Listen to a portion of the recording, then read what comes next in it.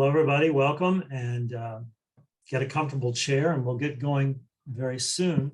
Thanks a lot for coming tonight. The panelists are all assembled, and we'll get going in just a moment. I want to welcome you to DREIA's September meeting. I hope that's what the slide says. And we're going to have a lot of presenters tonight. It'll be a lot of fun. Laugh or cry, you'll enjoy what's going on, and you can learn a lot from it. I'm Jim Pamplin, co-chair of DREIA, along with my co-chair Vijay Katungal, and Dave Dinkle, director of mentoring services, is here, and Nancy may make a cameo. But more than anything, we're glad you're here. So Vijay will be manning questions as we go along here, as best he can, and we're going to give a little preview of next month's meeting and a special event that we have later this month. So all right, so what we're going to do, even though you guys are going to, the vendors are going to talk later on, I would like you guys to do your 30-second infomercial now, so we can then move on to the presentation. All right. Erica, you want to start? Sure. Hi, my name is Erica with Creative Title Services. I am the owner of the company. I myself have 29 years of experience, and Creative has been open for almost 20. We specialize in investor closings, double closings, assignments, trusts, anything you need to facilitate for your closing. We'll be more than happy to help you. We're also available 24/7. That means that weekends, after hours, you can go ahead and send a text and somebody will always respond back to you.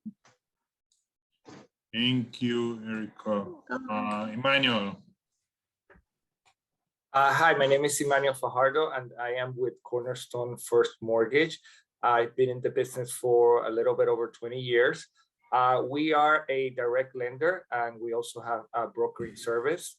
We have also internal processing, closing, and underwriting, which means that we can close your loans fast.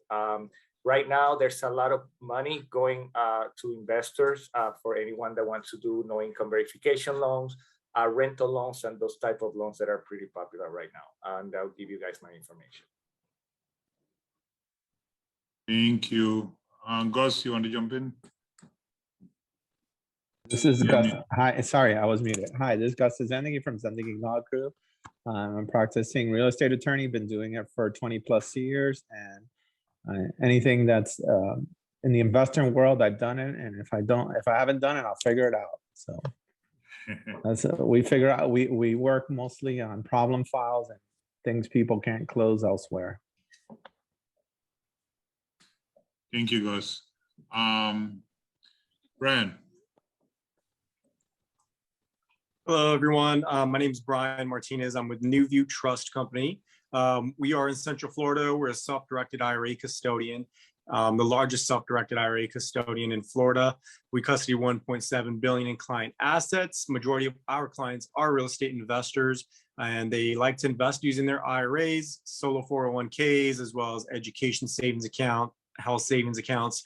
A lot of people don't know the tax benefits that come along with these types of plans, but it's a great way to build wealth tax-free or tax-deferred. If you want more information, I'll put my information in the chat. Reach out to me. Guys, remember to put your information in the chat for me, please. Jim, you're muted. Hello, everybody. I'm Jim Santiago from Independent Title. We are Florida's best title company. We are an investor-oriented title company with our specific processes geared towards investors and helping them get as many deals closed and under the closing table and under contract as possible. I look forward to helping you. Anybody that wants some information, go ahead and scan my QR code on my screen, and it'll send me a text message, and you can go ahead and get some information from my website. Thanks. I think that's it. And I'm Vijay Katungal, co-chair of DREIA, and we also have a list of wholesale properties.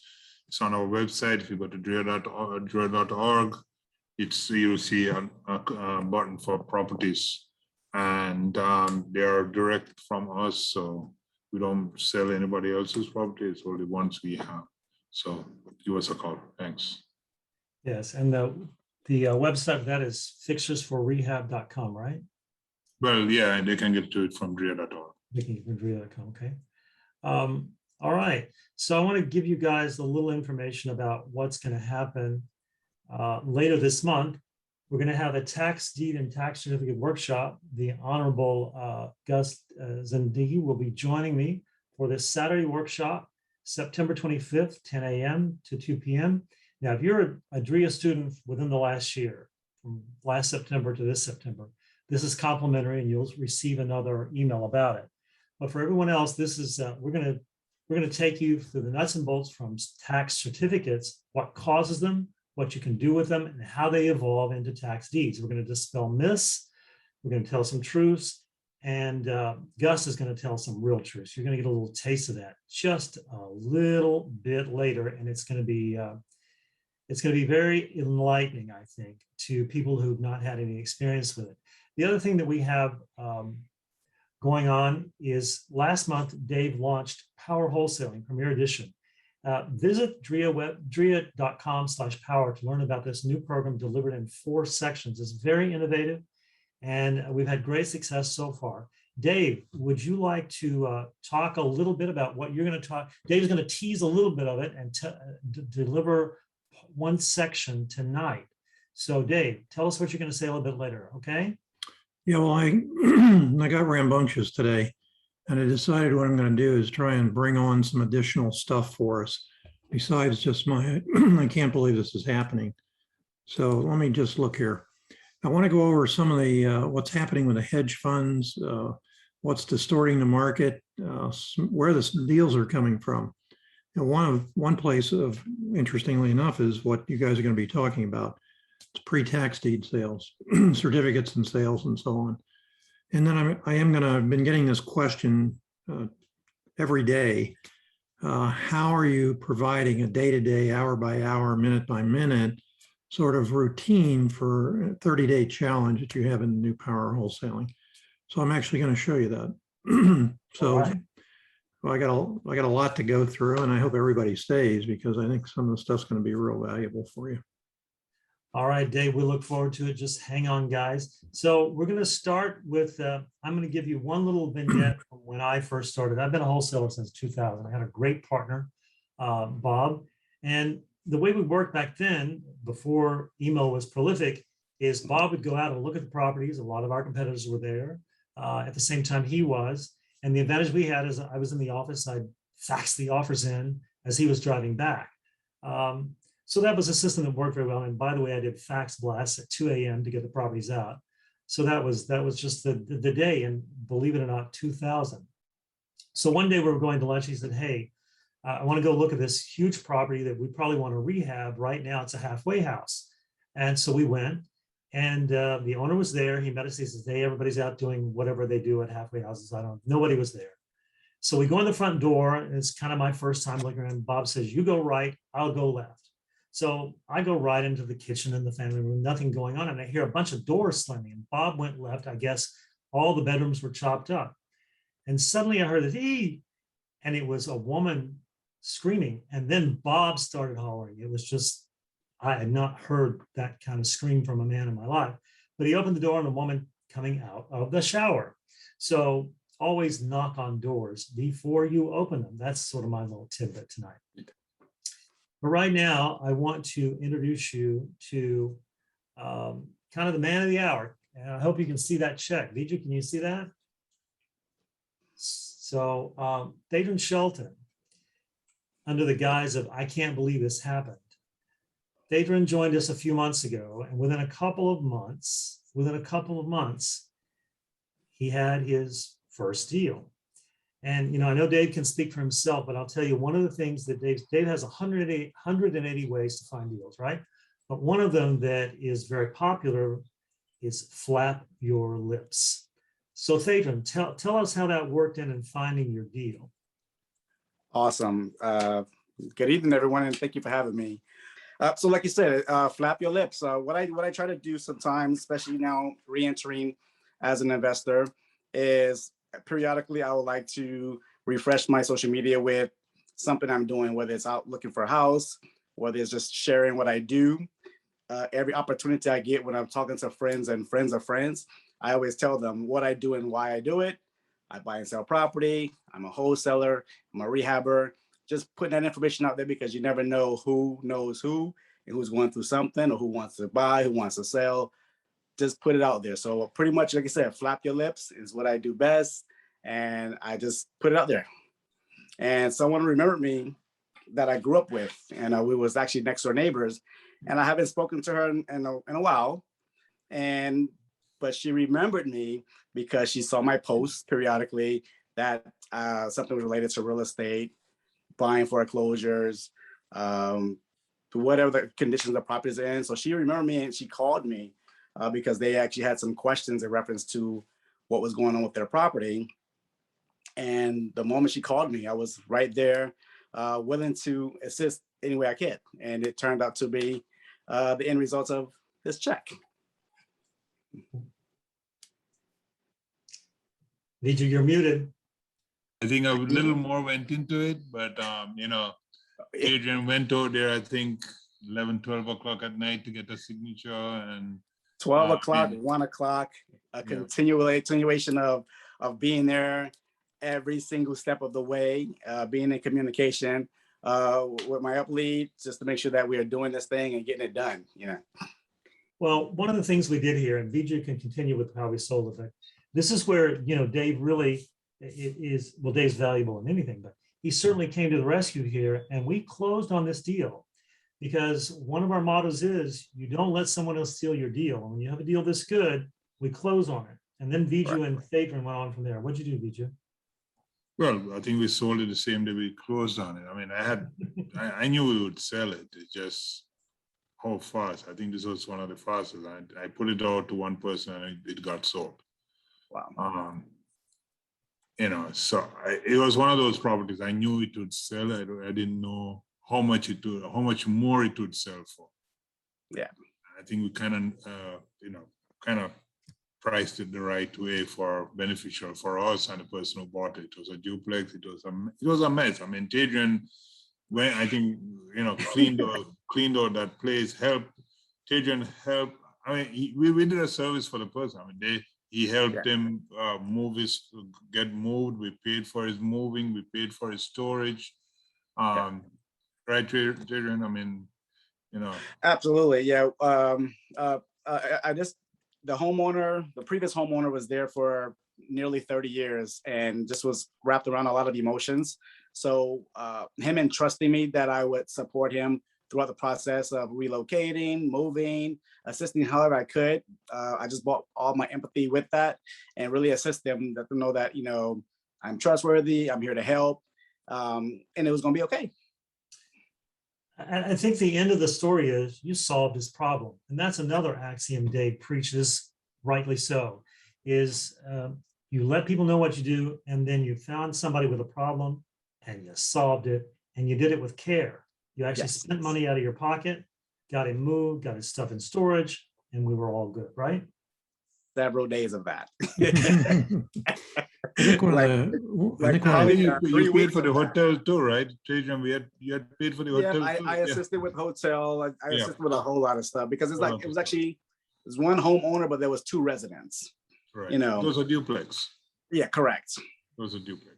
Yeah. So it was one of those things, emotional, but and then we let him leave his whatever he didn't need at the house. And Adrian went back, had to go back, get a U-Haul on the day of closing. The buyer said he wanted clean, so he cleaned it. So that's what I wanted a picture of, was Phaedron in the U-Haul, but I didn't get it. So I could have got those for you. I had several opportunities for that. And the profit is after all that expense. So after all that, Dave, I'm sorry, what do you want to say? I started to say that some people looking at that may think that's the sale price. That's the net profit, no money transaction of a new investor. So after all expenses, yes. Yeah, and look, you put in the effort. A lot of people stopped way short of what that had to do. But in the reality, he's probably making $20,000 an hour. It's not bad, right? Not bad at all. Yeah. Dave's typical disclaimer is these are not ordinary results. These are not ordinary people, or is Phaedron ordinary? I don't know. But the point is, Special. you work it, it works. Thank you. Okay, Phaedron, thank you. And thank you for letting me circulate that big check. Hey, I've been getting phone calls before I even know that was posted. I was like, what's going on? And people screenshotting me and it's like, oh yeah, I heard about your deal. I'm like, what? But my pleasure. And thank you guys for assisting me in every step of the way. All right, good. Well, just so you guys know, his hangout is the Citadel across from our office. So, you know, you might catch him there sometime. All right. Jim Santiago, you are up next with another big deal. Are you there, Jim? Yeah, I'm here. Just can't get my Go camera to ahead. work. Hi, guys. I'm Jim Santiago from Independent Title. We're Florida's best title company. Jim tasked me with telling you guys about a crazy story that I had in real estate with wholesaling, and kind of like Thadrin, it was a flip. It was a deal that was brought to me by Viju, as the title company that the investor had used originally wasn't able to handle the transaction, or couldn't wrap their head about how the transaction was going to happen. Basically what it was, when I was approached for the transaction, it was an estate deal where a deceased in a family had owned some real estate, and the wholesaler had contacted the attorney that was handling the probate for the estate. That estate had multiple properties inside of it. One of it was a large piece of land with multiple warehouse bays on it.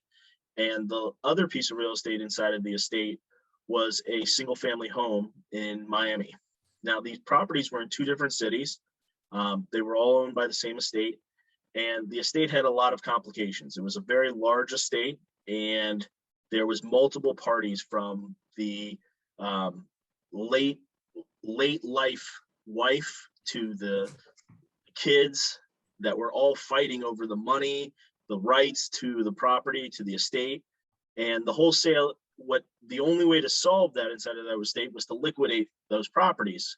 And the probate attorney knew that, and he needed a buyer that would help him, that would help the estate clear everything in one fell swoop. So it was much easier to get approved by the court.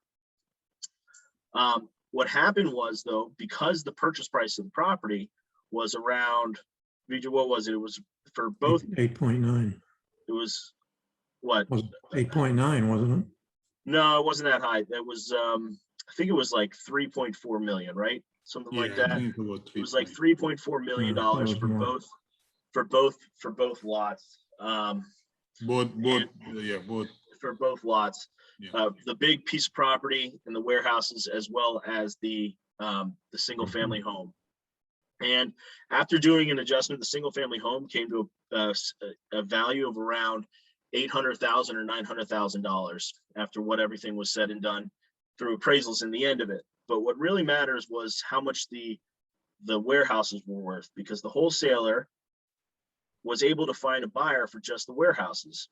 So we had to find the money to purchase both lots, both properties. And I think that the resale of it was around $5 million for just the warehouses.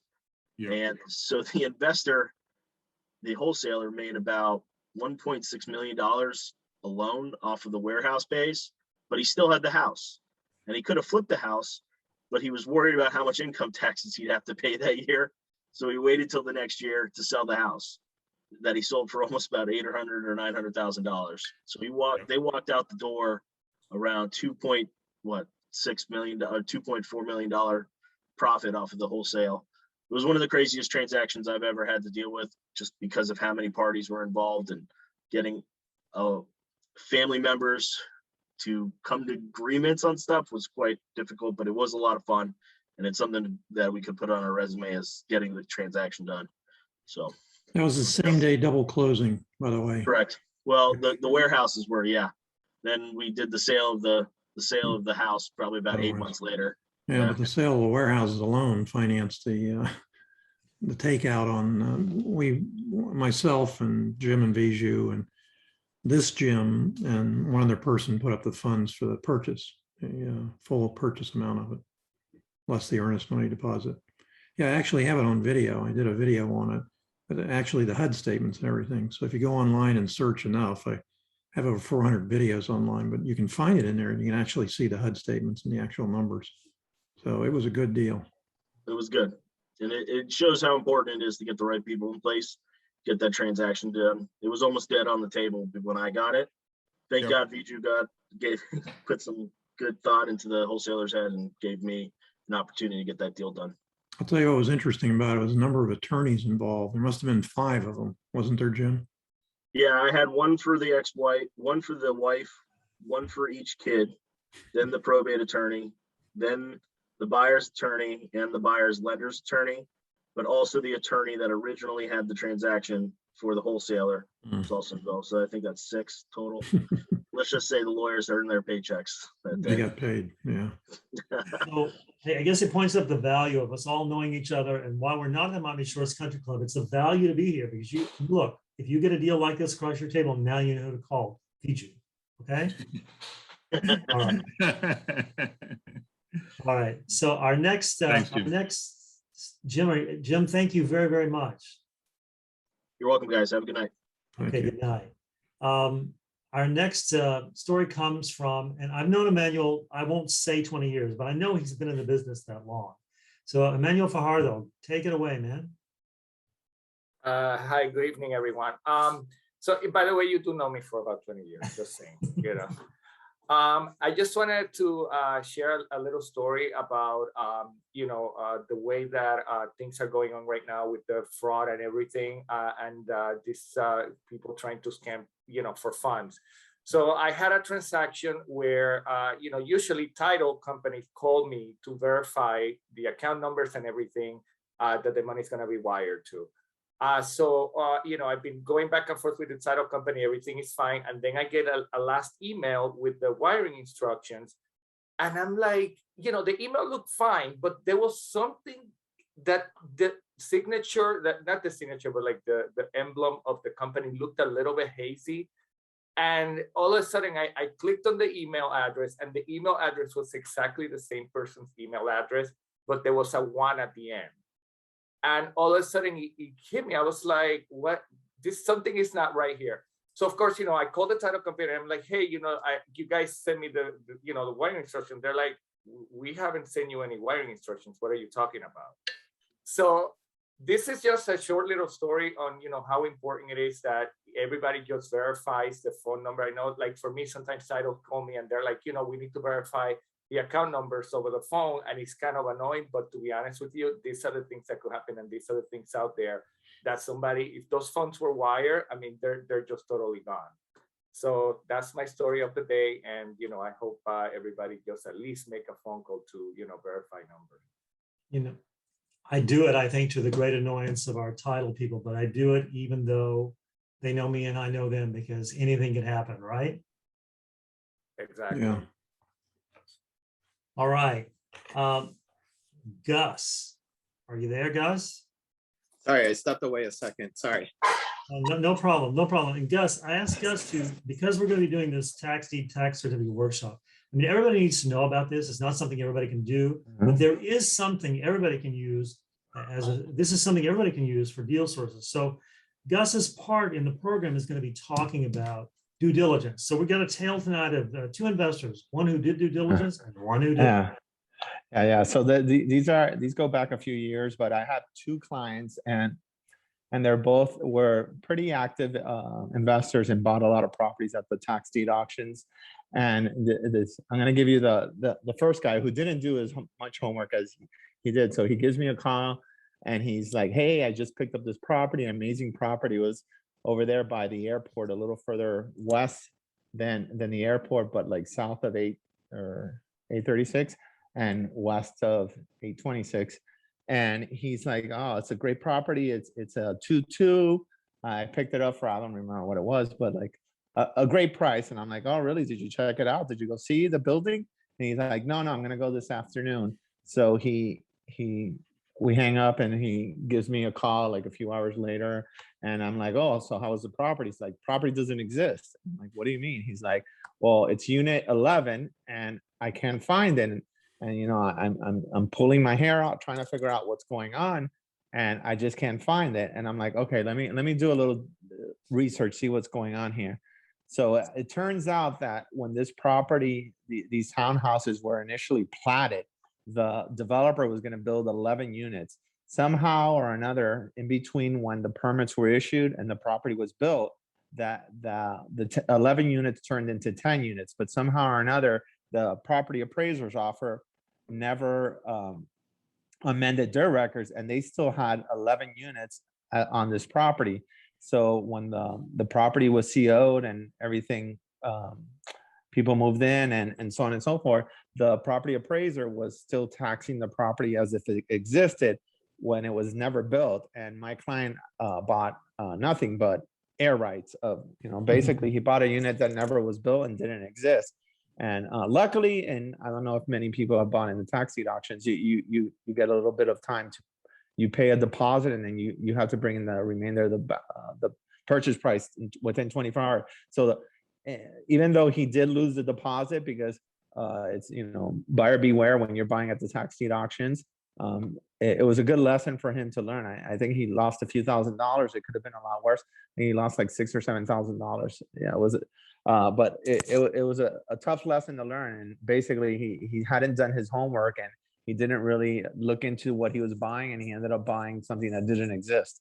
So that's a tale of something that went sideways. But a better story is I have a client that he basically did a lot of homework, and what he would buy is he would seek out tax deeds for absentee owners, that foreign absentee owners, so owners that lived outside of the country, and he would only buy those. And his business plan, and feel free to adopt it as your own, which I think he was very successful with. He would only buy properties where there was no mortgages, so it was owned free and clear, and the buyers were usually South Americans, but I mean he did buy for Europeans or Middle Eastern people, where the owner's mailing address was in a foreign country. And what he would end up doing is he had no intentions of buying or keeping the property. He would just buy the property and then wait till title vested in his name, and then he would contact the former owner and say, hey, look, not sure if you know, but your property just sold and the courthouse steps, and I'm your new owner. And obviously the former owner would be a little upset, but at the end of the day, he would just basically get a nice quick return on his investment, because the prior owner would always be willing to buy their property back at obviously a premium. So that's the way he made a pretty decent living. And he was doing about, I don't know, 1 or 2 of these a month. He was doing really well. Wow. Yeah. So yeah, obviously the guy who did his homework knew what he was looking for, went directly after those kind of properties. He had a nice, he was doing really well. And he was, I mean, he never had any owner that wasn't willing to buy back the property. And he made, good money on that. So Gus, the first guy who bought nothing, that was an error on the tax department. Why didn't they give him a break? They made the mistake. Because it's still, when you're buying at the tax deed auction, you're buying whatever interest they have. So it's irrelevant to them that there's no property or there's no building there. The property still exists. So you still own the sliver of land. There just wasn't anything built on it. And it's your responsibility to go check the conditions of the property and make sure that the building still stands. I mean, just like this instance where there wasn't a property, I've had many clients buy properties that on the tax roll say they're a 3-2, and when they show up, it's a 1-1, or state that it's one kind of property and it turns out to be another, or even worse, that it's burned to the ground. Oh So you need to be careful when you're buying at the auctions, because it's not like you're getting a chance to ask for your money back. You're buying whatever you're buying, and no one's giving you anything back if it isn't what you thought it was. So everybody remember, on the 25th, Gus will join me, and he's going to do a whole section on due diligence for the auction. We're going to talk about a lot of different things, not just the auction, but everybody's curious about the auction. If you're going to go there, you need to go there well equipped. So we'll see you, Gus, on the 25th. All right. Thank you very much. All right. Thank you, Good. Gus. Have everyone a good night. Thank you. Take care. Night. Erica, are you there? I'm here. you caught a fraudster. That's what I want to hear about. A woman. I did. So we have this client that he's an investor. We've had him for many years. You know, he doesn't buy very often, but he does at least 1 or 2 transactions a year. So we come across another wholesaler that sends us a file and has this particular gentleman as our client, as a seller. The weird thing is that it was not uncommon for us not to speak to him on a monthly basis. Like I tell you, he does 1 or 2 deals a month. It was okay. There was a title defect on one of the deeds. So our wholesaler sent us, like most wholesalers do, an info sheet at the beginning. We went ahead and we contacted our client directly through the info sheet. We're communicating with him and we're telling him, well, the quitclaim deed has to be re-signed. There was an error on it. So he said, okay, well, I can have my brother re-sign it. But why? Well, because that's what it calls for. There's an error and needs to be redone. So I told him, listen, why don't you call the office so I can further explain to you, because you might not be understanding me. So when he calls the office, it was a gentleman that had a very strong accent, not like our client. It was either like a Jamaican or a Nigerian or Haitian accent. We didn't recognize it. We spoke to him. We said, well, maybe there's 2 of them, you never know. We said, listen, let me just get a hold of your brother directly. And he said, well, my brother is mute. He doesn't talk. So I'm his translator. And I said, okay, so do me a favor, send me a copy of your driver's license so I can make sure that I'm talking to you. And he said, okay. And sure enough, in a couple of minutes, he sent me a Texas driver's license with our client's name on it. Not the address, but it's not uncommon not to have the same address. And it wasn't his picture. So we thought it was very weary. We go pull our files from last year, call our client and said, hey, are you selling a vacant land? And he said, no, I'm not.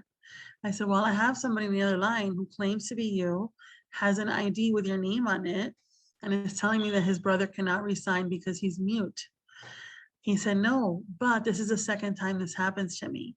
Apparently this person tried to sell the property before, and the title agent that had it before also knew who this gentleman was, luckily for him.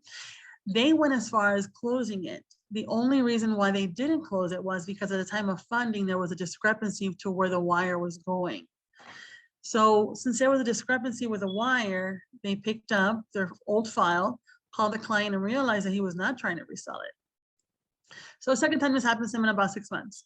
So we suggested to him, listen, tie the property up somehow, get a hard money loan, get something, make sure that your lender makes a note that if anything happens to the property or any kind of payoffs are being asked for, they're going to notify you or notify you directly. And that's exactly what he did. A couple of months later down the line, we refinanced him and, he held the property down. But this gentleman, when we told him, listen, we need you to come into the office and we need your brother to come into the office, he said, you know what? I'm not going to close anymore. You guys are giving me too much of a hard time and forget about the title defect. I'm just not going to close. So I know there are other title agents that actually, take it a step further and report to the authorities. I was happy I was able to save my client's file from fraud, so I didn't take it any further. So if you hadn't known the guy, would it have maybe gone through? If I hadn't known the guy and there wasn't a title defect, yes, it probably would have gone through like the other agent went through, because there was nothing really, stopping it. I mean, he really did have a driver's license from the state of Texas. It didn't look altered. It looked perfectly normal. However, title is a very small business. There's very few title companies that deal with investors. So once I put it out there, to the underwriters, they did write back and say that there were other agents that had the same driver's license altered with different names being used in fraudulent files. So, it was just a team. Yeah, so he was very lucky twice that we were able to catch it. But it happens, and especially with vacant lots, it's very common, very common. So everybody needs to be aware. You also told me another story Yeah. about an unusual I do have, yes. deposit. I do have a very cute, fast, unusual story. So there is somebody on the panelist who referred a client to me. We're not going to say who it is. Oh, there he is. Referred me a client for closing. And he calls me and says, oh, I'm going to stop by and take you my deposit money. And I said, sure, go ahead. Oh, well, the minute I get there, will you accept the funds? He wanted to bring cash. And I said, I can't take cash, but I'll take a money order, cashier's check, or you can wire. So he goes, okay, I'll be there. I'll be there. And I said, okay, great, come over. So when he comes to the office, he comes with gift cards as his initial deposit. And he wanted me to accept the gift cards and was upset that I was not accepting the gift cards. So he goes, I can't close a deal then. I'm like, well, I'm sorry, I guess you can't, you know? But I told him, go ahead and call Dave, because I know if I told Dave, he might not believe me that this gentleman wanted to pay me in gift cards. Oh my gosh. Well, Erica, thank you. And this is why I wanted this done separate from your business member spot, because you guys, everyone talking tonight are professionals, longtime professionals in this business and part of our team and can be part of your team. So Erica, thank you so much and give our best to Vanessa. I will. Thank you. Have a good night, guys. Hey, good night. Bye. Take care. Thank you. So Brian, are you there? Yeah, I'm right here. All right, good, good, good. So look, welcome from NewView. NewView is a long-term client of ours, and I do business with them, and Dave has lots of IRA. A lot of people have IRA money and Roth IRA money. So Brian brings us a very interesting story about a real estate investor tonight. I do, yeah. So it's actually a client of mine. And are you able to share the slides that I sent over? Let's see. Beautiful. So this is a pretty interesting situation with this client. It was actually really cool, and it sparked my interest in doing something similar. But if anyone's familiar with an option contract, it's not a wholesale contract, it's not a mortgage note, but it's an agreement. It's an agreement. If we go ahead and move to the next slide here, but I kind of just want to explain what an option contract is. So there was a client, he found a pretty good deal. He had a friend that was struggling to pay his mortgage at the time. And so the client approached him and said, how much do you need? And how much, I have an idea for you. The client was behind about 3 months and needed around, $10,000 to catch up on his bills so his house doesn't get foreclosed on. He said, okay, I'm willing to lend you the $10,000. And what we're going to do is we're going to have an option contract. If in the next 2 years, you're still not able to make ends meet, I get the option to buy your property at the price that it's worth right now. So the contract didn't expire for 2 years. Now, the client always has an option to cancel the contract at a fee. They negotiated on a fair price of $30,000. And if the client decided that, they wanted to back out of the contract, or they can go ahead and honor the contract and let the client buy it at the price that it was worth. And at the time of the contract, the house was worth $200,000. I'm using the easy numbers, of course, rounding up. So a few months goes by, the client's doing well. He got a better job and he's making a lot more money and making ends meet. And he says, the 2 years it's almost up. And the borrower said, I just want to go ahead and pay off, get out of the contract. So the best way for him to do that was to pay the fee of canceling. So canceling the fee would have cost him $30,000. And he was okay because the value of the property went up to $280,000. So the easiest way was to just cancel the contract early. In the contract, the lender was able to get back the $10,000 as well on top of the cancellation fee. So he did in a Roth IRA. The reason you would want to do it in a Roth IRA is it's tax-free. Small IRA, $10,000. Didn't know he could make as much in 2 years. He sold that contract and made $30,000 off of it, all tax-free. That's the power of having a Roth and be able to do options, which we're going to cover this in more depth in next month's presentation. It's actually going to be Nate Hare, who's my director. He has some great examples of how you can use Roth IRAs specifically for real estate deals and option contracts. So he has some more examples for it and case studies. Oh, we're going to do this one on steroids. This was $30,000. How about one, kids, that is 10 times more than this in one play? We're saving the good one for next month's meeting. So I had to find another similar example, but there's gonna be a lot more examples where you can make a lot more money using option contracts. All right. Thank you. Thank you very much. And so that just goes to show you, open your mind a little bit. All Thanks for right. having me. Thank you very, very much, Brian. And we look forward to seeing you and Nate next month. Thanks. Francisco, is Francisco there? All right. Okay, so let's try something else. I think now it is time. It is time for Bob Pepe. And All right, so by way of introduction, this is Bob Pepe, who's been a long-term insurance provider for all the investors in all of South Florida and around the country, actually. Bob, before we start on, I can't believe this happened for you specifically. Tell us about your business, because you're not going to be here tonight because you have a captain's meeting for a special fishing event. And I didn't want you to miss it. So tell us about the business. The business of fishing, it's wonderful. And anytime I can go fishing, I will. But basically my business and my business model over the last 10 years has been to specialize in insurance for real estate investors. While I do all types of insurance, and my office does, 95% of every day I spend talking to real estate investors like Dave Dinkle, like Jim Pamplin, whomever it is. That's what I do. So I have a unique perspective because I've seen a lot of different things from a lot of different people in a lot of different states. They say that insurance is something you can't get when you need it. And I think you're going to talk about some of those. I can't believe it happened, right? Yes, I'm not going to talk about you can't get it when you need it as much as the things that occur and you're just flabbergasted at what happens and how the lawyers and the people and everybody get involved. It's really kind of crazy what goes on out there. But this is the world we live in. You drive down I-95 and you see lawyer signs. One day I stopped and I had lunch at 12:30 and I turned on the news. And in the course of 10 minutes, I saw 6 different attorneys on the TV advertising to sue you, the real estate investor, for something. Tell us about these interesting things that you can't believe they happen. All right, well, I'm going to tell you about 3 people that I had specific knowledge in. One was a friend of mine who bought a quad in Coral Springs, 2-story quad. I mean, anybody that's bought in Coral Springs knows that they have a lot of those out there.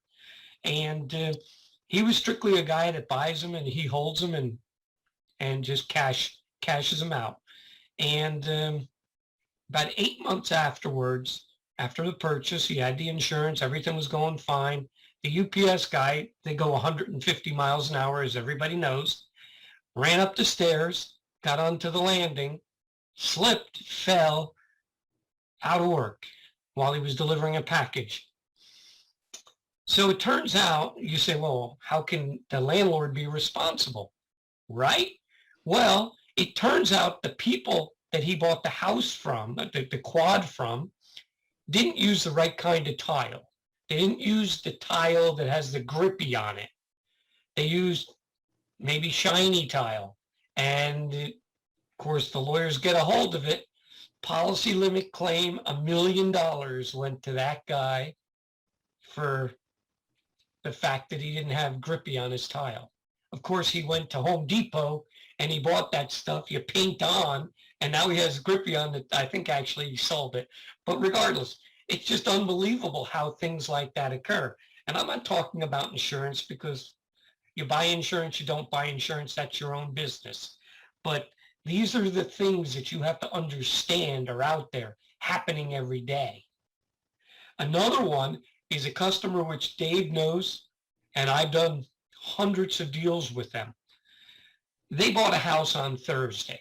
They buy everything for cash. So a lot of times insurance is an afterthought. If the closing agent isn't hounding you, if the lender isn't hounding you, sometimes Bob's the last guy you want to call because it's just another check you have to write. But for whatever reason, I guess it's good living, on that Thursday they called me and they were getting ready to work on Monday, getting everything lined up. Sunday evening, a group of kids broke into the garage and they decided to have a party. They have one of those little bonfire deals. Boom, the whole house went up in flames. Policy limit claim when you hadn't even walked in there. They happen every day. I mean, that's pretty believable. Although if you were the one holding the deed to that deal, it's pretty unbelievable that it occurs. Now, the last one I'm going to mention, because I know I only have a couple of minutes, although I never take much time. So Jim and Viju, this is my time to take an extra minute or two. I had another customer of mine who's a new customer, basically this year. He buys a lot of property.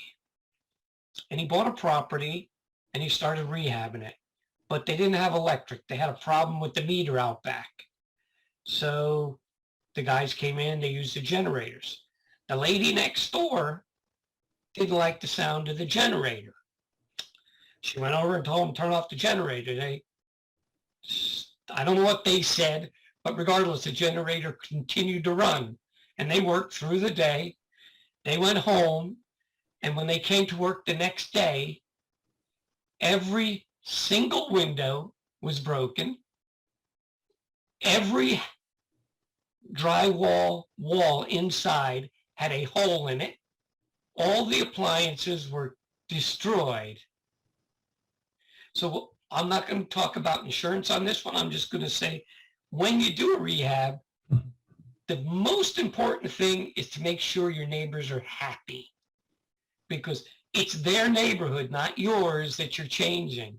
And you better be sure that they understand that you're doing everything you can to make their neighborhood better, and not you're an interloper that's looking to make money off of their backs, because they can do a lot more damage than you care to know about. So there's 3 simple items that you look at it and you say, wow. Well, thank you. Thank My you for those pleasure. insights. I appreciate you taking the time to let me speak in this manner, Dave. Well, I didn't want to keep you off the water. That's what's most No, important. there are things that are more important than insurance and real estate. So again, Bob, thank you very much for coming early, and we'll see you in the future. Very good. Thank you very much. Have a nice meeting, guys. Thank you. All right, Dave, thanks a lot. You know, I want to thank Dave for this great idea. I can't believe this just happened. He told a story last month. So, Dave, it's your turn now to get to talk about whatever you want to talk about. And especially, I know people are interested in the section in power wholesaling. Are you there, Okay. Dave? Yeah. Can you hear me now? Yes. All right. So I never thought this would happen. And it goes to show that, unfortunately, our society moves in a herd mentality. When somebody starts something, there's only 2 things that motivate people: fear and greed. And for the first time, I didn't think this was going to happen in a long time, as I said to you, but here it is. Publix is having a buy one, get one on toilet paper. Now, if you remember a year and a half ago or whenever, I was ordering toilet paper from Home Depot. And so were a lot of other people. The problem was the roll came in about a 2-foot wide roll. It must have had 1,000 feet on it, and you had to have a special thing. It's crazy. The point I'm making is this herd mentality that governs the way people think is not where the money's made. It's too late by the time you do it. But at any rate, I thought this was rather funny because I bought some of it. But at any rate, let's talk about what's happening in the market. I like to do these, and I'm talking about what I see. Remember, I fund in 40 states, so I get to see a lot of different stuff going on. What I do see is multifamilies. A lot of long-term landlords are trying to cash out of their portfolios. What they're doing is they're not listing them. They're going to brokers or agents and saying, I don't want you to list it on the MLS, but I want you to contact all your friends and family members or investors or whatever else and show them these properties. But I call these sucker cap rates, and they're sucker cap rates because they're trying to sell at 5% or lower on less than 10 units particularly. Now, here's the issue. These guys have been around for a long time. Some of them bought properties as little as 3 years ago, and they've almost doubled in value at these cap rates, which may not be saleable. The problem you see in a herd mentality is there's always newcomers coming into the market. And if you only see 5, 6, or 7% cap rates available, your thought is, well, 7's pretty good, even though it's in a bad area. I can raise the rents, I can do this, I can do that.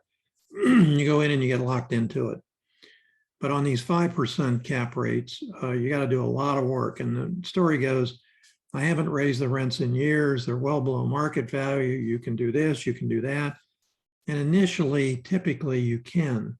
But what I want to warn you about, if you're out there shopping for multifamily properties for long-term wealth, which is what they do for you, because theoretically, when you don't have COVID and people are actually making their rent payments, they actually pay down the mortgage, and ultimately you come out with a property that's pretty much free and clear or fully free and clear, depending on how long you hold it. But what I see happening with these is if interest rates go up from where they are now, the value of the properties will decline. And it's because it's an inverse relationship from interest rates to principal amount. You see this in the bond market, very good example. If a bond goes from 2% to 3%, the value of the bond would drop from 100, let's say, or $1,000 a bond to as little as $900 a bond. So the way to buy these is to find ones that are distressed sales, particularly probates and things where they have a time limit on them. Something's going on where they need to go, and I'm seeing those. I got one today, 42 units to fund, 42 units, 800 and some $1,000. Now that's like $20,000 a unit. Down here, we're thinking $200,000 a unit is not uncommon. And it's all a matter of how much rent can you get. If you can only get $350 a month rent, then $20,000 or $30,000 a door is what you should expect. But be extraordinarily careful if you have money to invest but not burn. What I see too often is people come into money, they say, what do I want to do? Stock market? No, bottom will fall out. Has done it plenty of times. Gold coins, well, you don't get any return on your investment until you sell. And what if it doesn't go up? Didn't go anywhere for 7 years. One of the guys in the club ran up to me, I think 2 years ago, and he said, did you see what gold did? And I said, no, don't look at it. I've been in the gold market since 1978. So it just hasn't, it's not something I look at. And what happened is it moved. It finally moved from 1,200 to 1,800, so on and so forth. So if you can take advantage of it, that's good. But remember, if you're going to get into multifamily properties, to be extremely careful about what you're getting or not getting. We're seeing a lot of listings come out for single family homes, and more than a few of them are taking price reductions from the original listing price. So if you're an agent or you're talking to an agent and he's saying to you, everything goes above market value and this and that and so on and so forth, not everything, that's not true, fake news. And what it is the ones that are in great shape that people want to retire to, they'll pay more money than list price. And it's the best time in the world for listing agents. If they remember having been through the last 2 cycles, I would say that 60% of them became bartenders after the last run up because they couldn't sell anything. Everything was dropping in price, which is a wonderful time for wholesalers. I saw somebody sent me a report, and it said between 14 and 16,000 new single family homes had come to market above expectation. I don't know what that means. It doesn't matter unless you can buy them at a price that makes sense. Now, here's one thing I get this question a lot. What price range should I be looking at? Excuse me for this choking here. One of the things I see is guys watch YouTube videos, and I honestly, Ron LeGrand came to me years ago and he said, I want to do a seminar. Can I borrow some of your 2-minute tips? And I said, no, what do you want them for? And he said, I want to give these little bang, bang things that get people's attention. And I said, okay, well, why don't you tell them how to pick a market value? And he said, no, not what I do. I tell them that it doesn't make any difference if you just add 1 or 2 zeros. Well, it does make a lot of difference. The beginning is the earnest money deposits and the time you can have it and your end buyers that you can get for cash to buy it if you're wholesaling it. And I see people step in over the edge on these 4 to 6 or 800 or $1 million properties. And the response I get from them is, well, it's listed for $1 million too, and I got it for only 1 million. And the thought process is, well, there's 200,000 in there. No, they couldn't sell it at $1 million too. It was way overpriced. They may not be able to sell it at $1 million, but there may be a buyer. And the way to find those buyers is to look for contractors in that area. And I say area, subdivision or a zip code. Typically they're on the water, and that's going to be a McMansion. I financed one today, which is going to be a $3 million property, because that's what the lender financed it for. It was purchased for $1 million. They financed it for $3 million. It's going to turn into a 2-story, $6 million waterfront property, so on and so forth.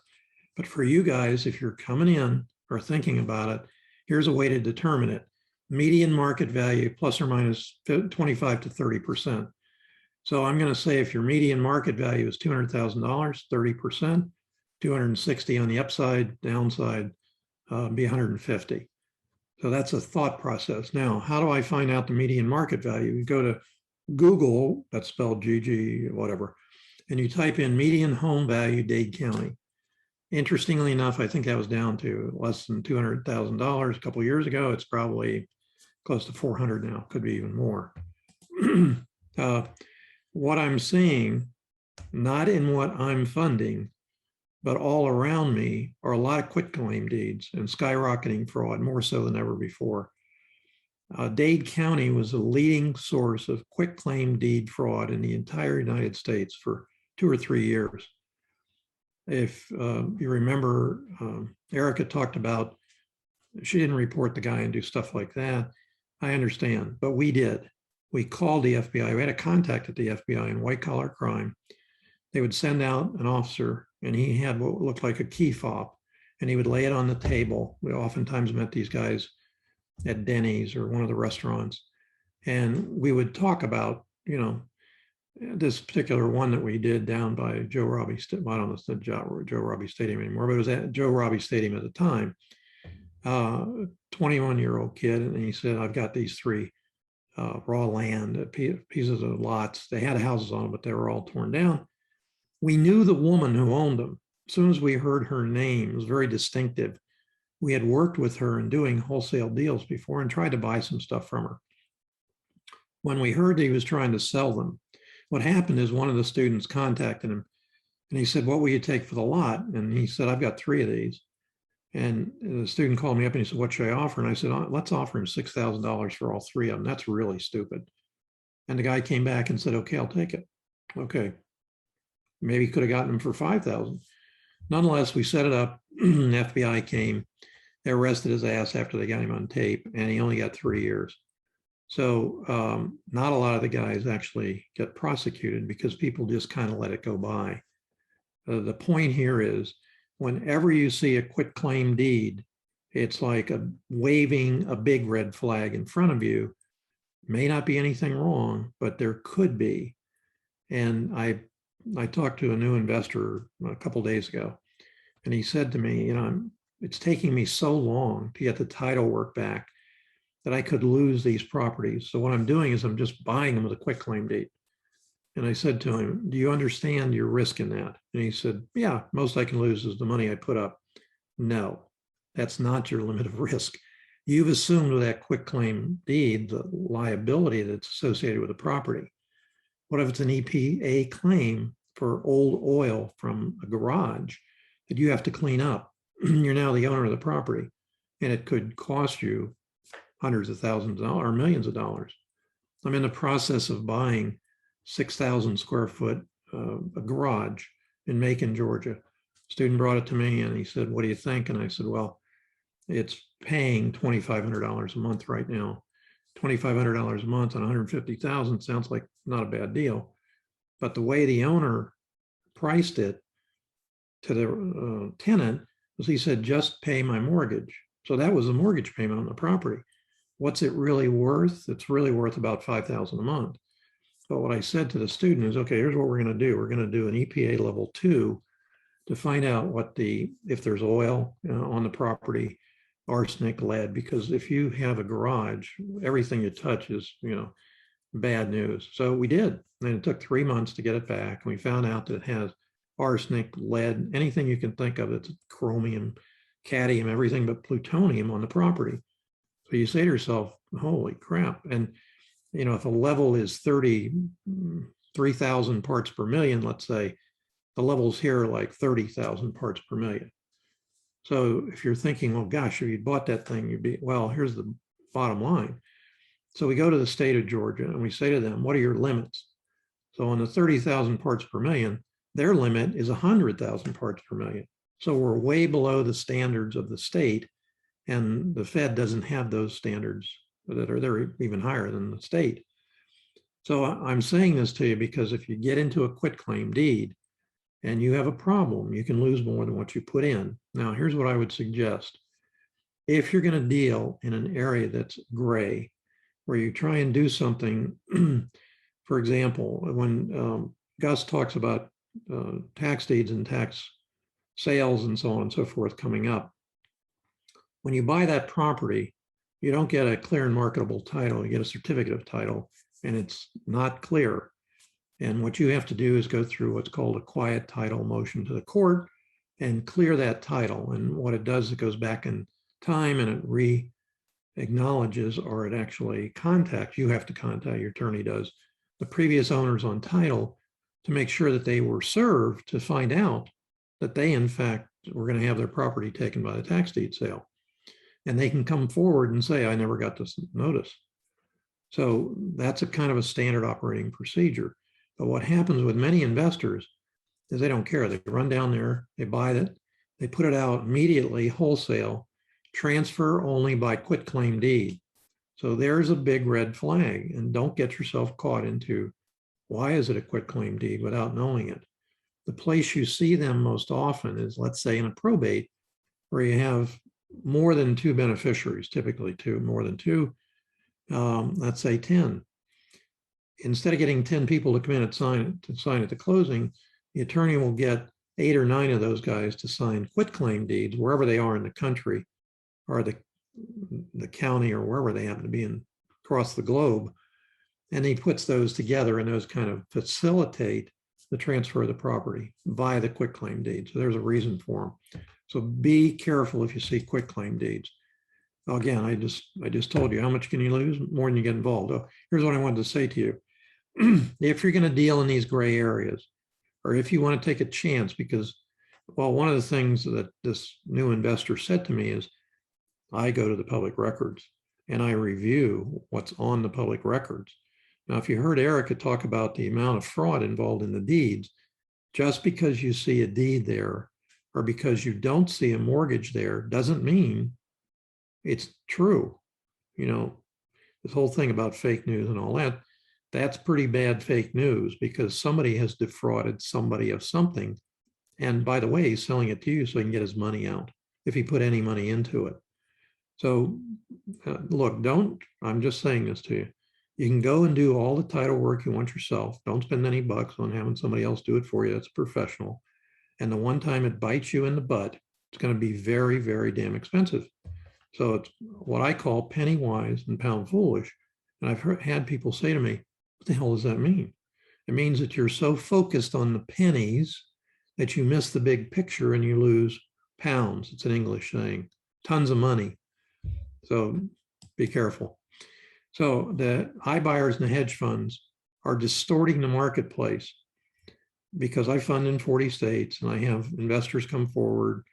I got a deal. Yes. Okay. Tell me about it. Okay. Who's the buyer? Well, I can't tell you. It's a hedge fund. You don't have to tell me who the buyer is. I'm going to see it on the contract. Have you dealt with them before? No, but they've made me this stupid offer. I've got $126,000 profit in it. They are dumber than hell. No, that's not true. Typically, they're smarter than hell, and you're going to find out by the time you get to the closing table. So I made a video. I showed you the HUD statements where an investor came forward, $56,000 net profit iBuyer comes along. When the smoke cleared, I closed it. He made $1,250 net.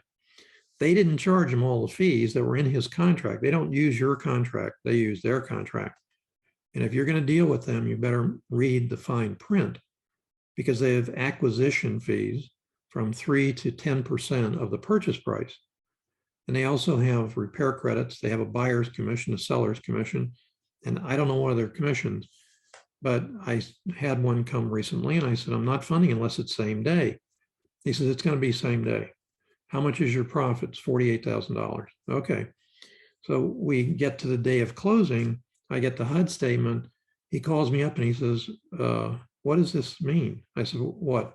He said, how much am I making on this? Now, this guy's been in the business for years, doesn't do a ton of deals, but a couple a month.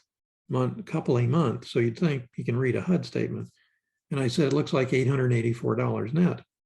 And he said, well, their contract expired on Friday and I'm not going to extend it. They finally were closing on Tuesday the following week. I said, okay, what do you want me to say? So he called me and he said, I'll take care of it. Okay. So he calls me back a couple hours later and said, we have to close. And I said, and why? He said, well, they referred him to another hedge fund. In other words, they became a wholesaler and were flipping it to another hedge fund who was then going to pay another $50,000 more. Now, this is, if you said, well, what's the value of the property? That doesn't matter. What it looked like is, okay, so it's 420,000. Truly after repaired value, it's listed for 430. They're paying in the 500s for this property. Are they the stupidest people in the world? No, but the people that have loaned them the money are not far behind being stupid, because they don't get the premise of why the money's being spent. It's not to make the lender money, the guy that puts in the money, it's to make the fund managers money, or to make, I started to use their name. Because these are public companies, they have to make money for the company rather than for the investors that put the money in. So if you're going to deal with an iBuyer or a hedge fund, some of the biggest changes is they used to do an assignment. They would allow you to do assignments. When they did assignments, I wasn't involved because I do double closings. And if you do an assignment, you don't need to double close. They changed that. I think it's probably been 8 months ago, where they decided that they would not close unless you were on title for 3 days. Sometimes they said business days. Sometimes they said a week. It didn't matter, because now what you had is you don't have the money to close on the A to B. Dave, that's what you do. You do transactional funding. I do transactional funding on the same day. What happens when it gets to be extended is, what if the end buyer doesn't close? I've funded 100% of your purchase. You didn't know any better. That's the only buyer you had. They quit. And now I have a property at full market value that you can't sell. What happens? You walk away. This is what, when the mortgage meltdown crisis happened, this is what cost hard money lenders billions of dollars in losses, okay? So I don't do extended transactional fundings, and nobody else in the industry that I know does. Occasionally, I have let my guard slip because of a sob story I got. And what happened? I want you to remember this phrase: no good deed goes unpunished. And it's cost me money to do that. So I try not to do that anymore. So what's happening is these sales are inflating.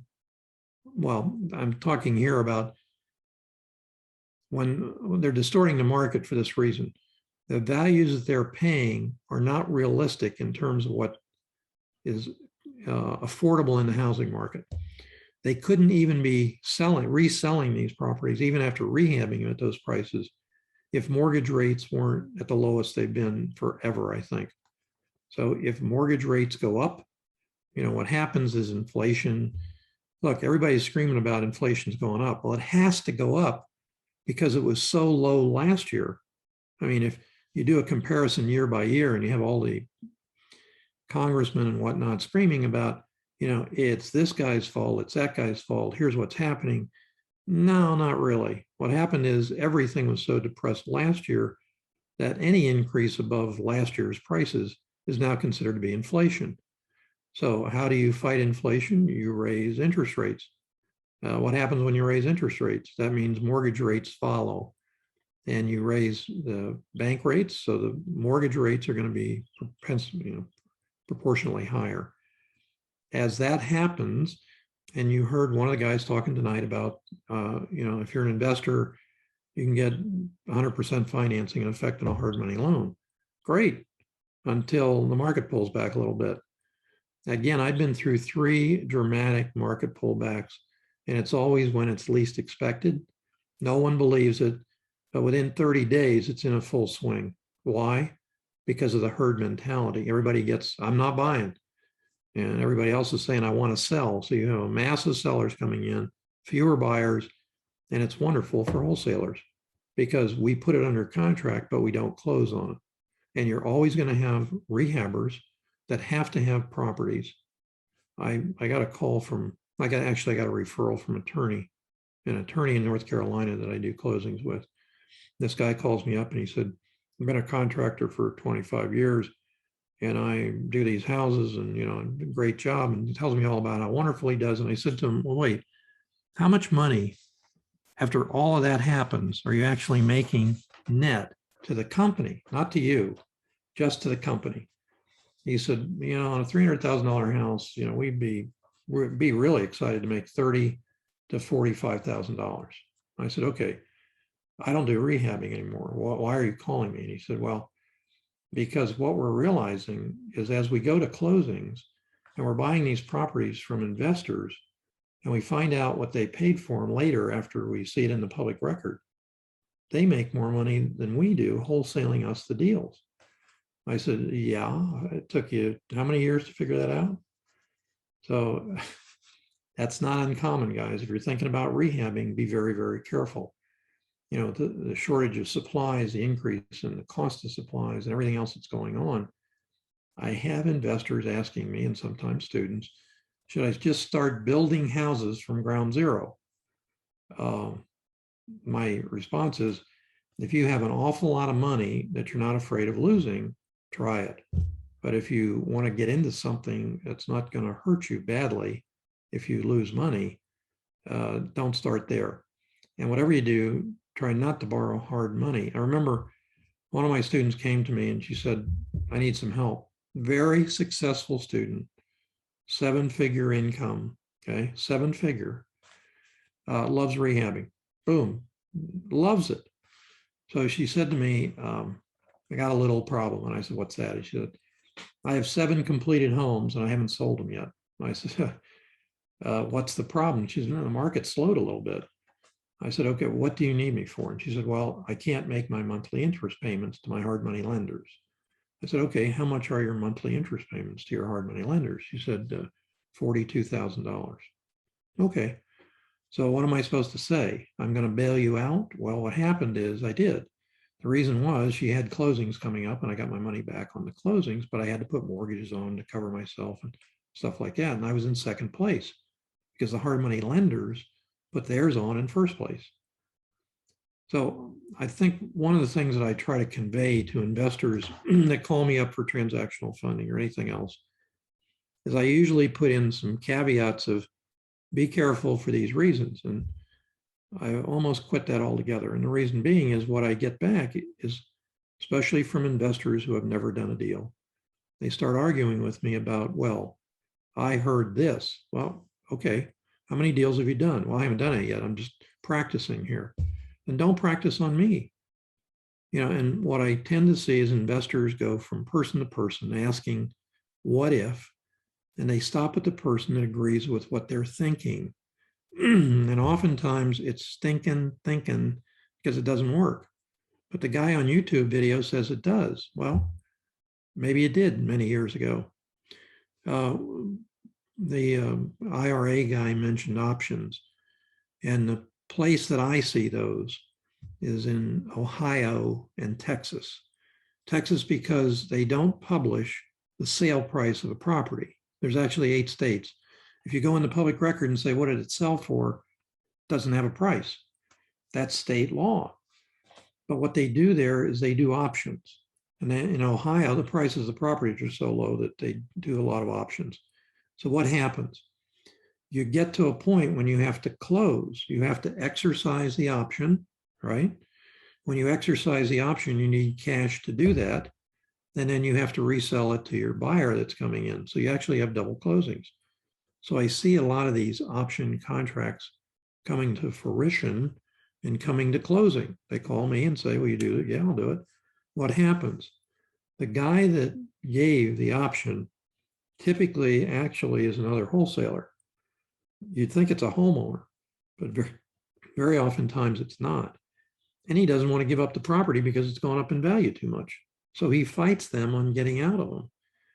So I'm just saying to you, I'm warning you, if you're going to do options, make sure that an attorney writes the option. If you're going to do an option with a lease with an option to purchase, make sure you do it in two different contracts, an option contract and a lease contract. So you can evict the tenant on the lease, but if you have him in one contract, he doesn't know what he's doing, because the courts have ruled that those lease payments are actually principal payments, and on and on and on, just due to contracts. All right. So what happens with these sales is they're inflated because the people who are the fund managers and the principals in there, in fact, are making money on the prices.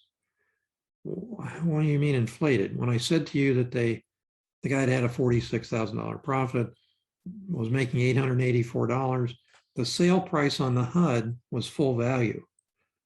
And what was deducted from that was deducted not from the purchase price, but from it was on the HUD, it was just as there were costs, credits and debits. There were debits to the seller, the investor, credits to the buyer. So the ultimate effect it looks like in the public record, the property sold for, let's say, $550, when in fact the proceeds out to the investor might have been $400. So that's what is distorting the market values. They also used to take assignments. I think I mentioned this or not, but they still do. But if they do an assignment with you, they'll limit your profit up to $20,000. Now, what I'm telling you is true for one or two cases, because there's 20 of them out there. You can do this. You want to be an iBuyer or hedge fund? Simple. In the course material I have in our program, I talk about raising private funds. If you raise $1 million, all you have to do is go out there and all you have to do is call yourself a hedge fund, and everybody falls over backwards to get your business. In there, I have finding unlimited private money as the course. And I did this because a student said to me, can you help me raise private funds? And I said, well, that's a good idea. I'll write a course on it. He went outside the country, and on his first presentation, he raised $10 million. 10 million, came back. He now lives on the North Fork of, I don't know, Sailfish Bend around there in a single family home, and done pretty well. And his deal was very simple. You put up all the money, I do the rehab, we split the profit 50-50. And he's not doing $50,000 houses or 300s. He's doing $1 million, buying the land for that much and building and doing all kinds of things. So you can become your own hedge fund by learning how to raise private money. The other thing that's happened, I mentioned to you, now you have to be on three days on title before they'll close, 7 days. And one of them came out recently and said you have to be on title for 90 days. That's not going to work. If you own the home beforehand, that's easy. But I say this because I've seen it, and I'm not saying it's going to happen to you. But when they know that you can't close, they know who they know who the seller is. So if you don't close, what do you think they do?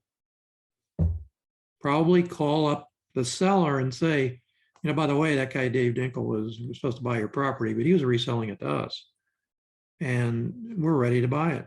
We are. If you haven't seen us on TV, we are those guys. And pretty soon, you got a black hat wholesaler in sheep's clothing. Okay. From a transactional funding standpoint, I'm amazed at the profits I've been seeing. I'm seeing more $100,000 net profits. I'm doing the funding. This is no guy told me about this, but more in the last 30 days alone than I've seen in the previous 6 months, so beginning of the year. Where are they getting them? Here's the main sources. Raw land, which is most open to fraud, as Erica said to you before, because of quitclaim deeds and so on. Disputed probates. These are really nifty. Matter of fact, I don't know if I'll show you in a second. Disputed probates. The people want their money, but more importantly, they want out of the confrontation with all the other family members who are no longer all that important to them. All they care about is the money.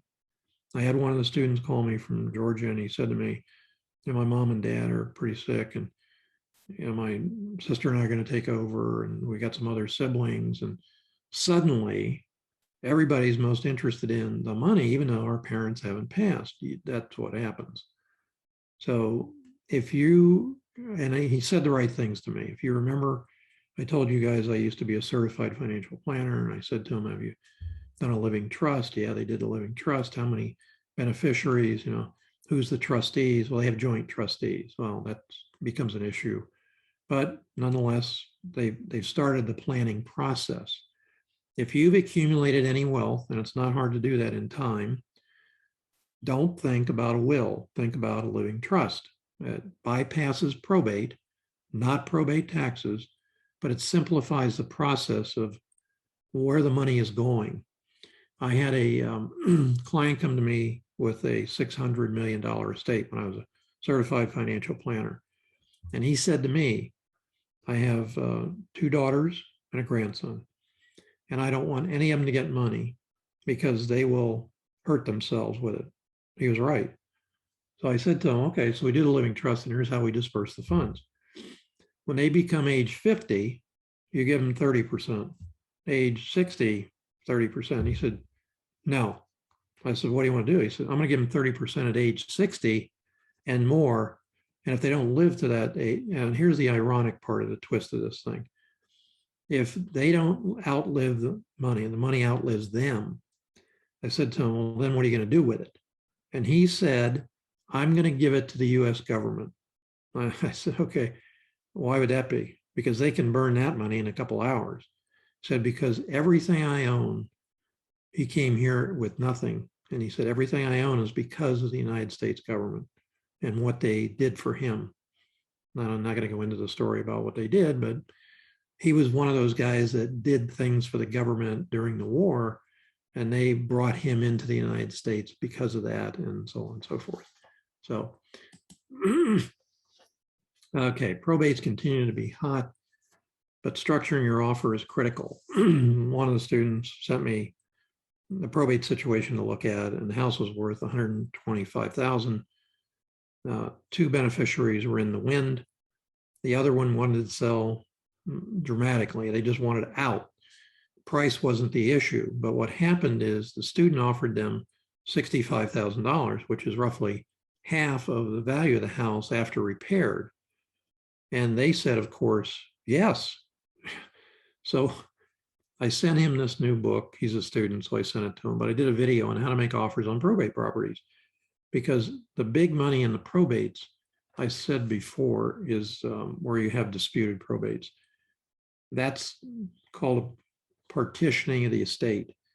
And in this, how to make offers on probates, I actually used an exact example I'm involved in now, where we bought half of the estate for $25,000, and we are selling it for over $250,000 coming up. Closing is coming up within 10 days. So how did we do on that? Well, I'd say we did pretty good, but it's only because we knew how to offer at the beginning of the thing and to take advantage of the situation. Advantage of the situation was our side wanted out, and they didn't really care what price we gave them. The other side was, what they were, and they're crabbing and complaining, even though they got their half for free, that we only paid that much for our half. So, Jim, you can hear me, I think, but I'm going to send you this to add into the materials for section 1. Okay. So, Got it. Okay. So I'm getting a lot of questions about the day by day, hour by hour schedules. So this is in section 2, and this is what they look like. This is every day. Let me just go over here. I can do this quicker.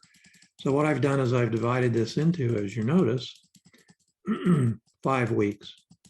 Why did I do 5 weeks? Because I only did 6 days a week. But there's 30 days, something to do every day, and with an expectation of a result. And I can tell you right now, on day one, the thing that's going to happen is you're going to start building a buyer's list, because ultimately that's the most important thing you can do for yourself. So, okay, let me give you these quick. I can't believe it happened. So in section 4 of the materials, I talk about the magnificent 7 ways to accelerate your business. Whether you're doing business or you have only started to do business, there's ways to accelerate your business. One of those, I'm not even sure I counted it as one of the 7, but I'm going to say to you it's virtual wholesaling. But there's a lot of caveats that go with it. A lot of people have failed miserably. But nonetheless, I was the ideal because I do these transactional fundings. I have a lot of people from other states that are dealing in other states.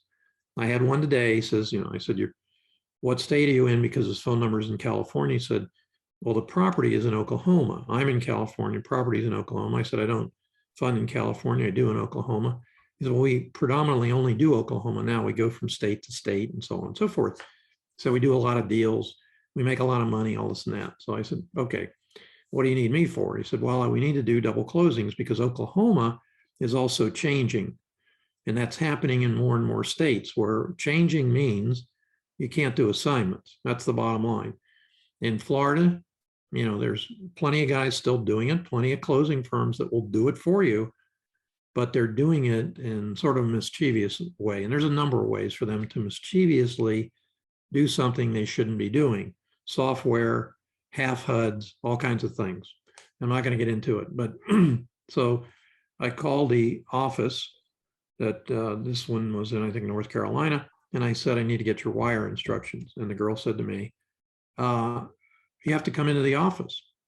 I said, well, I'd love to do that, but I'm in Florida and you're in North Carolina. It's the investor is he's 1,400 miles away. We can't come into the office. So, what do we do here? The problems I have with closing agents are numerous, and they typically are with brand new closing agents, not necessarily people who run the office, but the ones who are doing the down and dirty work, and they don't know what they're doing or how to deal with investors. If you're an investor, the worst thing in the world you can do is tell the closing agent that you have an assignment of contract, or have the seller sign a contract. We don't call them contracts, we call them agreements. They sound better. If you have that seller sign an assignment of contract right across the top of the page, big letters, you virtually have about a 60% chance less of closing the deal. I'm not saying you have to double close it. I'm just saying to you that as soon as the seller sees it, if they have any cognizant brain, they're going to say, I wonder what that means, and ask you. And then you have to dance around. And I don't know what you tell them. You probably have a routine for that, but it kills deals. All you have to do is not put it on the top of the contract and put it in the clauses that buyer and seller agree that you have the right to do that, to assign it, rehab it, or hold it as a rental unit. So we didn't go into the office. So what did I suggest? I said, okay, how about if we do a fax? She said, we can do a fax. Who has a fax? Who has a fax? Oh yeah, you can get electronic faxes and stuff like that. I don't have I don't send 2 faxes a year. Mostly they're to this person. So I said to her, send it to my attorney's office. That's a higher authority. So I tell him it's coming. He looks for it, then he wires it to me. He emails it to me. Then I wire the funds and everything's okay. But these things are like startling, okay? You must send us a wire, but we only send you checks back. Now, what bothers me about this is they didn't tell me this beforehand. And the first time it happened, it took me 4 weeks by FedEx to get the check because it got lost. Somewhat not fair. And other ones will say, well, we can't give you the wire instructions. We will call you. My question is, how do I know who's calling me? Why can't I call you? I can do my due diligence that you're still in business and look you up and stuff like that. Why can't I call you? No, we have to call you. So some agents make it tough just to do business. Okay. I just put out a book recently on how to find an investor-friendly closing agent. And I say investor-friendly because if it's not investor-friendly, they won't understand what you're trying to do, especially if you use the word assignment. They will immediately shut down. And after that, when you try and recover your senses and you say, well, I really want to do an A to B and a B to C double closing, they don't hear you. All they heard is an assignment, and they think an A to B and B to C is actually an A to C where you're using the end buyer's funds. Now, as I say this, I can tell you that there are half a dozen firms that have made every bit of money they've made on saying to investors, don't worry about it. We use the end buyer's funds. And smoke and mirrors, he can't tell, and this can't tell, and so on and so forth. And they've been getting away with it for some time. But the tables are changing and they're turning. And I see more and more. I'm getting transactional fundings from these guys. And my question is, what's the problem here? And the problem is the software has not worked quite as well because when they get audited, they have questions they can't answer. And some of them have lost the title companies. The insurers have said no. You have to have full disclosure. You have to disclose to the seller how much you're reselling it for. They have to approve it. You have to go to the end buyer, tell them how much you're making as a profit, and have him, in fact, sign off on it. And then you can close it. Well, that kind of complicates things. A lot easier to do a double closing. So let's see. Oh boy, these are some of the some of the ones I've heard for years. I'm not getting my contract signed with the seller now. I'm not getting it signed with the seller until I find a buyer. Okay, that's a very, very safe way to do it, but it's very, very illegal because you can't reoffer that property for sale, excuse me, without an equitable interest in it. So you can do that, and if the DBPR, Department of Business and Professional Regulations, finds out, typically from a closing, not from a closing agent, from a listing agent or somebody, they're going to come after you and you're going to throw up your hands and say, okay, what's going to happen? I can tell you what's going to happen. You're going to be fined somewhere between $1,000 and $5,000. That's not the hard part. The hard part is the agreement they have you sign that says, I'm never going to do it again. And if I do it again, oh boy, I'm in serious trouble. So don't do this to yourself. I see a lot of guys, I hear a lot of guys talking on YouTube through these investors. You don't have any risk at all. You don't have to put up any money. And certainly don't send in your earnest money deposit because then you'd have your earnest money deposit risk. Well, the problem is you don't have a contract then either. I'm not putting my earnest money up until I find a buyer. So what happens is in your contract, depending on what contract you use, it becomes invalid if you don't put up an earnest money deposit. How much is your earnest money deposit? It's the least you can negotiate. The least you have to put up, that's what it's supposed to be in our terms.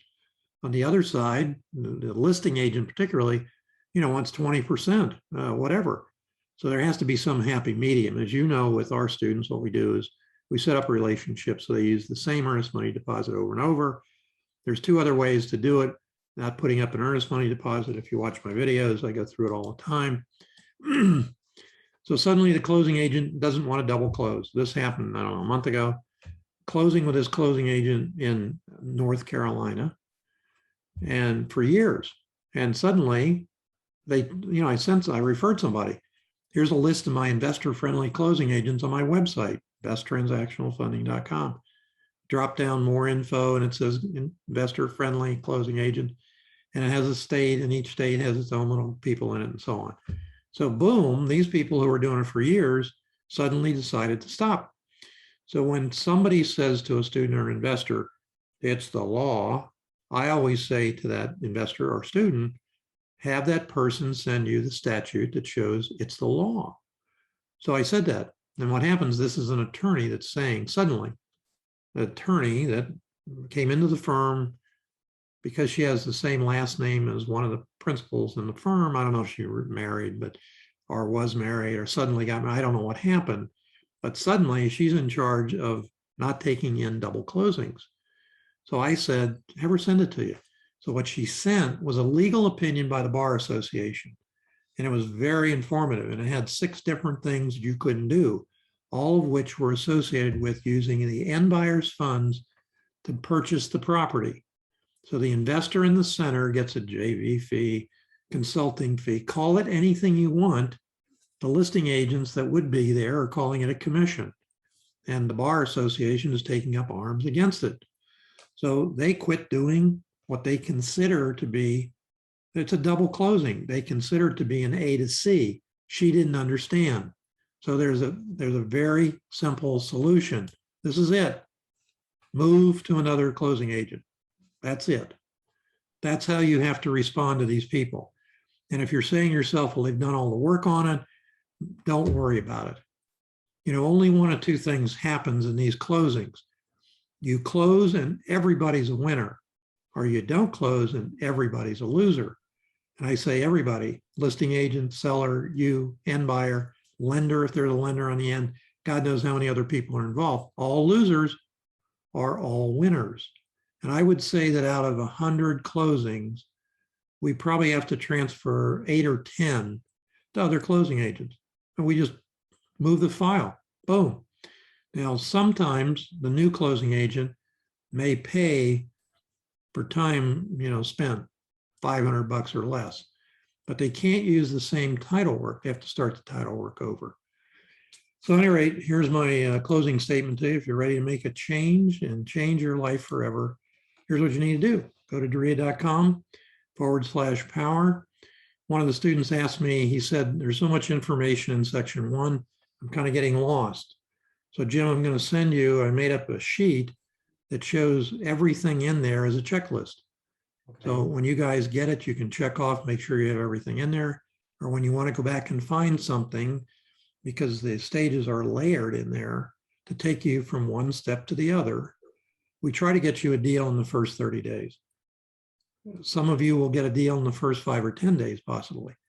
But the goal is to get anyone starting from ground zero through the first 30 days to understand what to do, how to do it, and start doing it, and then getting into a 30-day, day-by-day routine that will get you deals if you follow every day what you need to do, very simply.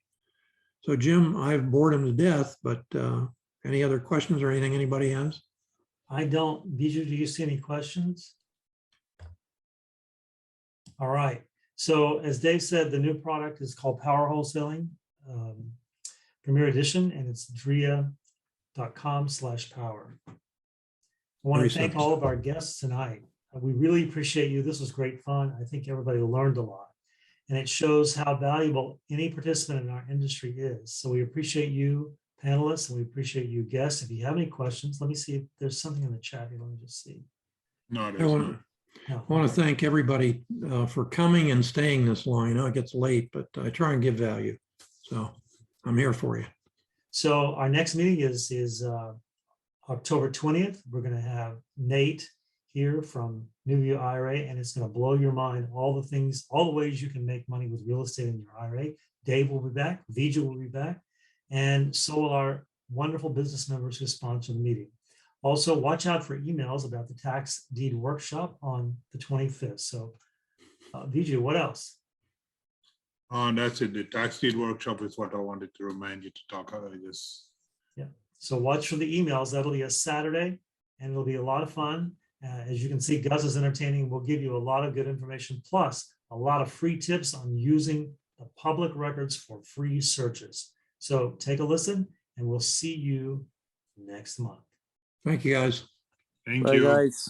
Thank you.